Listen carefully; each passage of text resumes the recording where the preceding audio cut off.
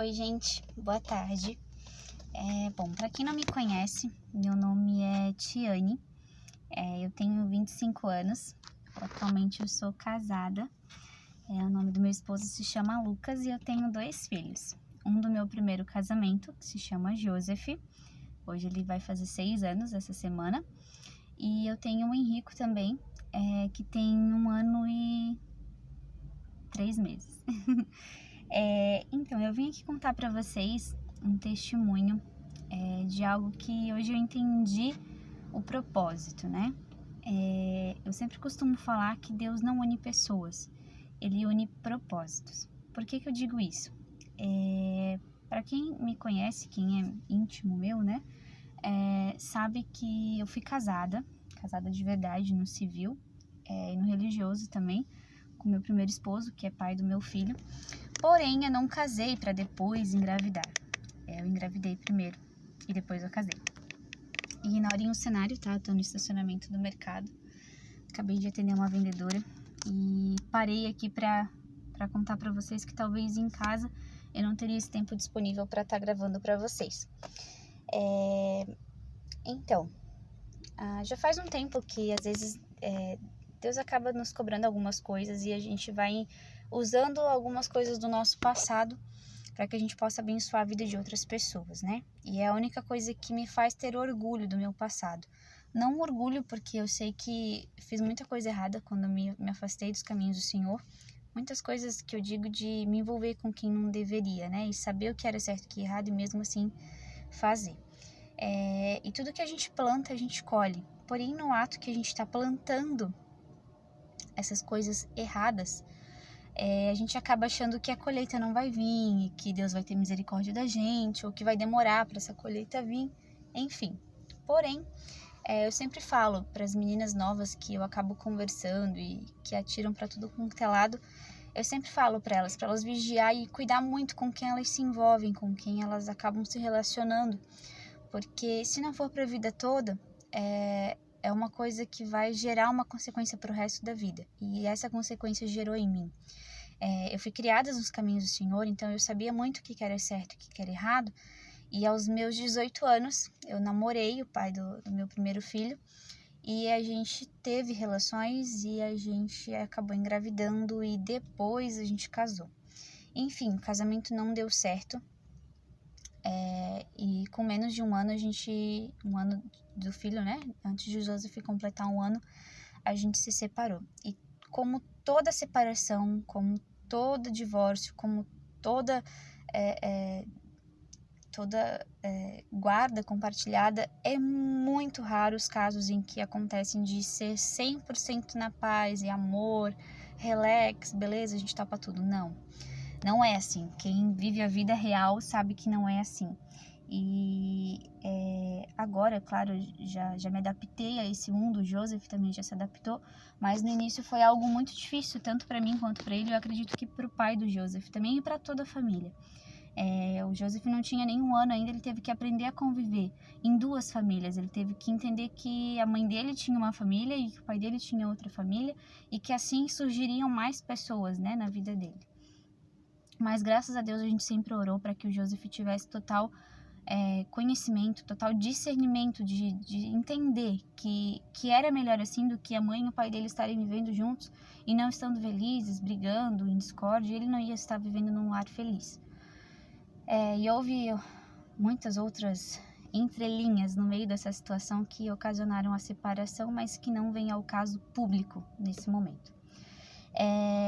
Enfim, e tudo que eu vivi no passado eu sempre falo para as meninas que eu vou conversar a respeito desse assunto, que era um ato meu, um erro. Quando aconteceu comigo, vou falar brasileiro, né? Quando eu cometi o pecado, eu sabia que aquilo era errado, eu sabia que aquilo não era o que os meus pais tinham me ensinado, não era o que a Bíblia tinha me mostrado, não era o que eu tinha crescido, né, aprendendo aquilo. Mas mesmo assim eu o fiz. E na minha primeira vez, engravidei. E beleza, no início do casamento é tudo às mil maravilhas, no todo início de relacionamento, né, tudo maravilhoso.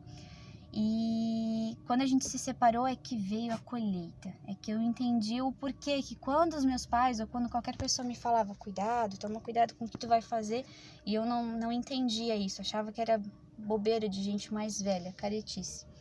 E depois, quando eu passei no início do divórcio, eu tive que ficar ali toda terça, assim, o Joseph, toda quinta, cada 15 dias no final de semana. Meu Deus, era uma criança que vivia completamente de mim, era a mãe, né? Para quem é mãe sabe, o filho depende da mãe mais do que o pai, lógico, o pai é muito essencial nesse papel, mas a mãe acaba sendo um papel especialmente importante, essencial, tudo que se possa imaginar na vida de um filho, porque afinal de contas é a gente que faz dormir, é a gente que dá mamar, é a gente que faz comida, é a gente que dá banho, é a gente que lava roupa, é a gente que se vira nos 30 para fazer, das tripas aos corações pelos filhos, não que os pais não façam, mas a gente como mãe a gente se dobra um pouco mais. E eu sofri muito no início da separação, eu tive que me consultar com um psicólogo, eu tive que ter um acompanhamento da minha amiga, a Priscila. Hoje eu louvo a Deus pela vida dela, que se não fosse ela, hoje eu não estaria na igreja, não estaria nem casada com o Lucas, né? Que foi eu ter voltado para a igreja que me trouxe a amizade do Lucas novamente. E se não fosse ela na minha vida, com certeza eu teria me afundado na depressão, talvez eu teria seguido as minhas amigas do trabalho, da faculdade na época, que eram de baladas, eram de bebidas, e graças a Deus, Deus enviou a Priscila lá, toda destrambelhada, toda descabeçada, louca do jeito que ela era, na minha vida. Para toda terça-feira, toda quinta, todos os dias que eu tava sem o meu filho, ela me ligava e dizia, amiga, eu tô indo dormir com você. E eu, difícil, né? Era uma pessoa difícil, eu ainda sou, eu dizia, não, amiga, não precisa, tá tudo bem, tudo tranquilo. Ela, não, eu não tô perguntando se eu posso ir, eu vou, ela dizia. E se eu não ia até na casa dela, ela vinha me buscar. Na época eu tinha carro, mas tinha medo de dirigir por conta de alguns traumas. E ela vinha me buscava, ficava com o meu carro. Às vezes o meu carro ficava muito tempo parado na garagem, ela ia lá, buscava o meu carro. Amiga, a gente precisa andar com esse carro aqui, vamos dar uma volta. E eu não queria, não, mas vamos, não tô te perguntando se tu quer sair, nós vamos sair. E me levava para a igreja e tudo mais, e graças a Deus, Deus colocou uma pessoa assim na minha vida. Mas às vezes acontece de a gente não abrir as portas para essas pessoas, e a gente acabar pecando mais ainda do que, além de a gente deveria se consertar, a gente acaba se enfiando mais ainda no pecado. E foi uma fase muito difícil para mim. E hoje eu já amadureci muito com isso, tanto eu quanto o pai do Joseph e a família inteira, o Lucas, nosso casamento já amadureceu também, já se passaram 5 anos após essa separação. E hoje a gente louva a Deus por tudo que aconteceu, e pelo menos eu e o Lucas, né? Não sei da parte de lá, mas a gente louva a Deus pela forma como tudo aconteceu, porque hoje a gente pode testemunhar e a gente pode ajudar outras pessoas que passam pela mesma situação. Então, sempre quando eu falo com alguma amiga minha que passa, né, por esse processo de não estar casada e ter relações, ou de ser mãe e querer se separar, ou de ser só namorada e ter relações, não querer casar, eu sempre falo que a gente planta e vai chegar uma hora a gente vai colher. E essa colheita de um único ato meu, um erro meu, que eu sabia que era errado, eu vou ter essa colheita pro resto da vida. Hoje o Joseph tá comigo, amanhã ele vai pra casa do pai dele, eu não vou ter ele comigo. No próximo final de semana, é o final de semana do aniversário dele, ele vai ficar 4 dias lá na casa do pai dele e eu não vou ter ele comigo. Então, isso eu vou ter pro resto da minha vida. É uma consequência que eu, infelizmente, vou ter que conviver, tanto eu, quanto ele, quanto o pai do Joseph, a gente vai ter que conviver. E é um erro. E gerou uma consequência para a vida toda. Mas enfim, não é sobre exatamente isso que eu quero falar, mas é nesse ponto que eu quero chegar.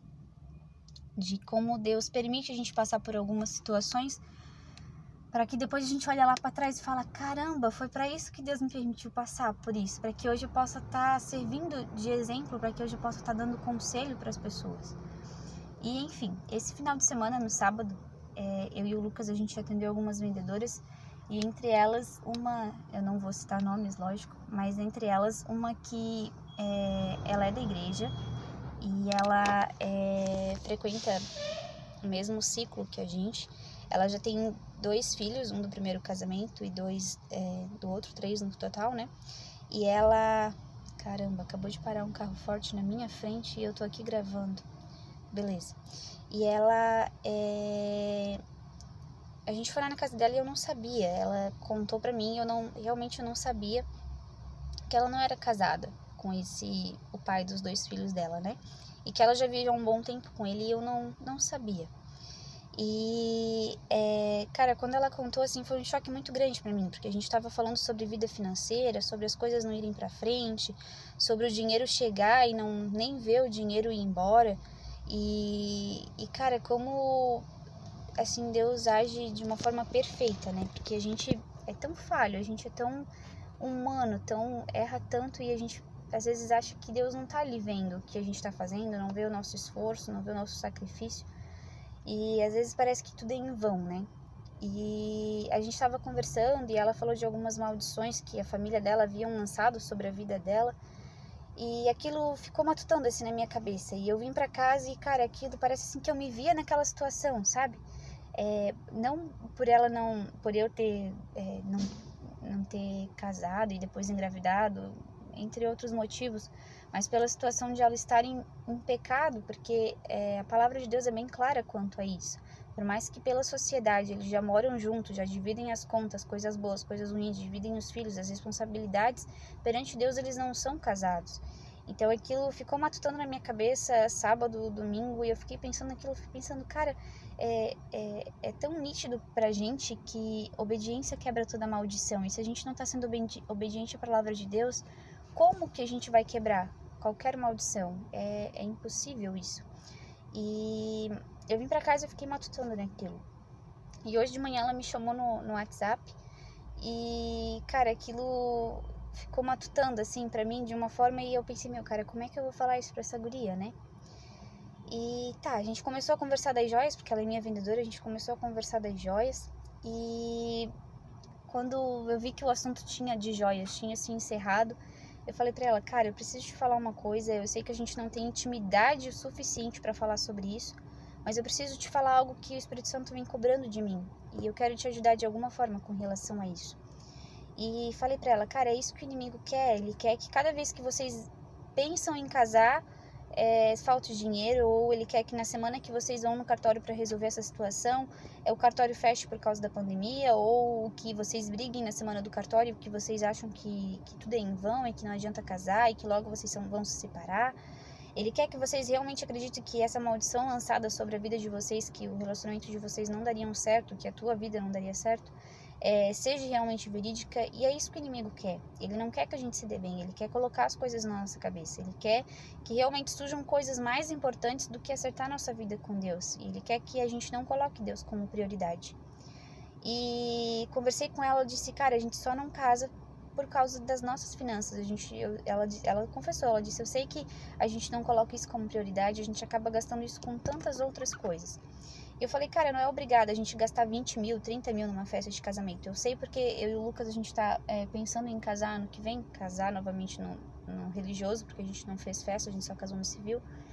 E ano que vem a gente completa 5 anos de casados, então a gente quer muito fazer uma festa ano que vem, só que a gente sabe o tanto de gasto que tá sendo, a gente já tá se programando para algumas coisas, alguns gastos, só que a gente sabe o quanto que isso é difícil.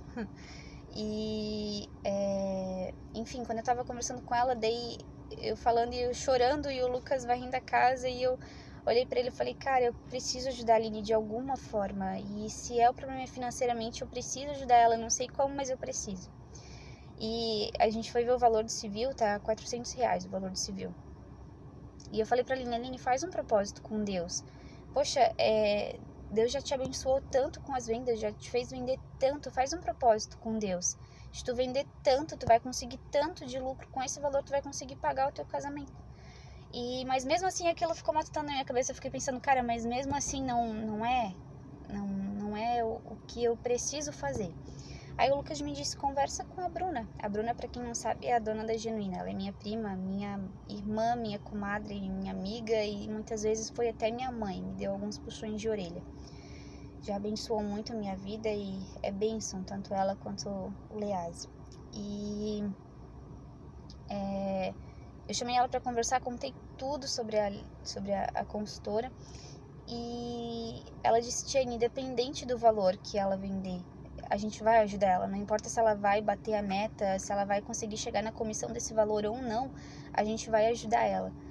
E ela disse, eu vou ajudar com R$200. Daí eu olhei pro Lucas e falei, a gente vai ajudar com outros 200. Eu falei pra ele, eu sei que vai ser difícil, eu sei que a gente tá sem um seguro-desemprego, a gente tá só com o nosso salário da Genuína, mas Deus vai prover, porque a gente vai estar sendo bênção na vida de outra pessoa e Deus vai ser fiel com a gente, assim como tá sendo na vida dessa consultora que a gente tá abençoando a vida dela. E eu mandei mensagem pra ela falando que a gente daria o casamento pra ela. Nossa, ela ficou tão feliz, tão feliz. Depois ela mandou o print do que o marido, o futuro marido, falou pra ela. E, cara, o sentimento, assim, de paz que a gente sentiu foi tão grande. Eu e o Lucas, a gente olhou um pro outro e começava a sair, assim, água no olho. A gente começava a se emocionar junto, falando.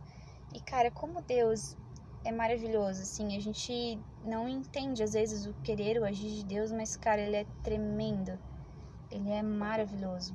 E, enfim, eu só vim aqui dar esse testemunho mesmo. Não é um testemunho meu, né? Mas é um testemunho de algo que Deus tem marcado muito a minha vida. Porque não adianta a gente julgar as pessoas. Meu, aquela fulana lá tá em pecado, tá há tantos anos lá, morando junto com o cara, vive na igreja, mas tá em pecado, não casa, gasta dinheiro com tanta coisa, não casa e tal. É tão fácil lá no civil casar.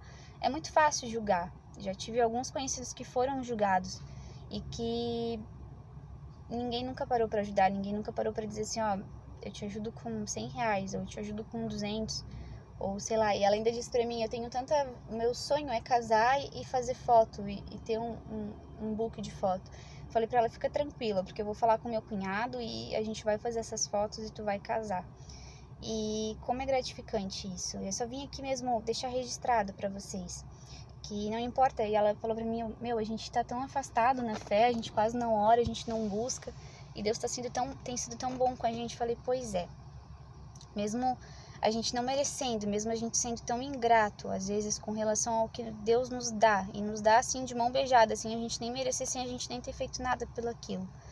E Deus é tão maravilhoso, tão grandioso com a gente. O mínimo que a gente tem que fazer é ser grato e adorá-lo a Ele por essas coisas que Ele nos dá. E não só pelo o que Ele nos dá, pelo que Ele é. E é isso, só vim aqui dar esse testemunho. E que se Deus toca o teu coração para tu fazer algo por alguém, faça. Não esperando algo em troca, mas por você. E para a honra e glória do Senhor, e não pela sua honra e pela sua glória. Deus é maravilhoso e Ele usa até quem não tem, e Ele abençoa até quem aos nossos olhos não merece. Então, que a gente seja sensível sempre a fazer as coisas que Deus nos pede, que a gente seja sensível à voz do Espírito Santo, a entender o que é certo, o que é errado, o que está no nosso alcance, o que não está. Tá bom? Eu vou encerrar esse vídeo porque eu tô muito sem jeito. Tem um carro forte aqui na minha frente, bem que eles podiam me dar aí 1 milhão. Um carro forte aqui na minha frente estacionado. E os caras que estão ali dentro, eles devem estar pensando, essa mulher é louca, que ela tá conversando sozinha dentro do carro. E rindo e falando com alguma coisa dentro do carro. Mas então é isso, gente. Desculpa o vídeo longo, mas é isso aí. Quando Deus manda a gente falar, não importa os minutos que vão ser descartados aí no YouTube. Tá bom? Um beijo grande no coração de vocês. Deus abençoe.